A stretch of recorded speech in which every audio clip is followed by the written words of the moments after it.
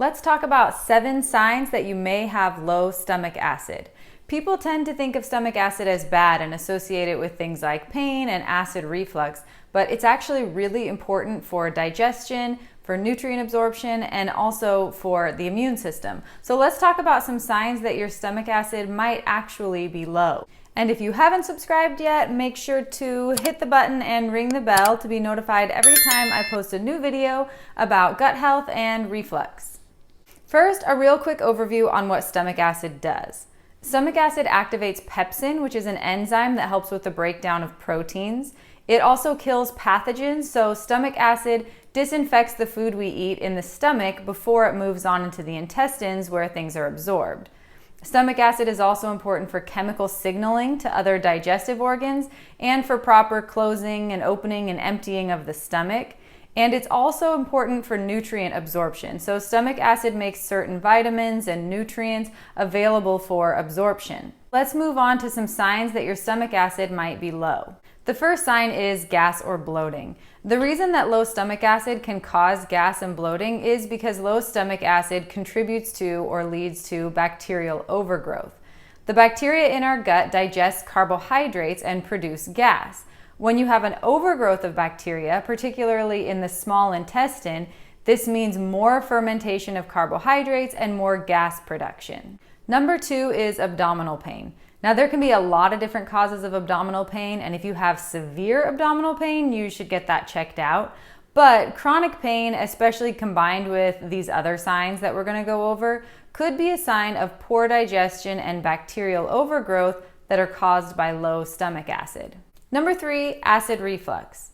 When acid levels in the stomach increase, this signals the lower esophageal sphincter to close, and it signals the pyloric sphincter to open, allowing the stomach to empty and food to move in the correct direction. If the valves aren't functioning properly, this can lead to reflux. Number 4, intestinal infections. Like I mentioned earlier in the video, one of the jobs of the acidic stomach is to disinfect the food we eat. Acid in the stomach breaks down proteins, including viruses, parasites, yeast, and bacteria. This is an important part of our immune system that is weakened when stomach acid is too low. Number 5, trouble digesting meat. If pepsin is not activated by stomach acid, your body won't be able to digest protein well. So if your stomach acid is low, you may feel more tired, bloated, gassy, or even dizzy and nauseous after you eat meat. Number 6, nutrient deficiencies. Certain vitamins and minerals need a sufficiently acidic environment in order to be absorbed. For instance, vitamin B12 needs to be unbound from protein by pepsin. Iron, calcium, magnesium, and zinc all also need acidic environments in order to be absorbed. Studies and public announcements from the FDA have linked low magnesium and other minerals with extended PPI usage. PPIs, of course, being the common medications that decrease acid production in the stomach. And number 7, increased food sensitivities or allergies. There's still a lot to be learned and studied about food sensitivities and allergies, but there is a strong link between low stomach acid and multiple food sensitivities. One theory is that poor digestion and bacterial imbalances can lead to chronic inflammation in the gut, which then increases the permeability of the GI lining.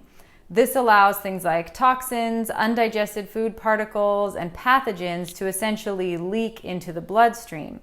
Once there, our immune system sees these undigested food particles as foreign invaders and treats them as such. Food intolerances and sensitivities can be caused by different things, but sometimes it's as simple as poor digestion. I've worked with people to improve their digestion and seen multiple food intolerances magically disappear. Don't forget to like, comment, subscribe, and let me know what other topics you want me to go over. Now that you know how important stomach acid is and some signs that it could be low, check out this video about PPIs and antacids and how they could actually be making your reflux worse.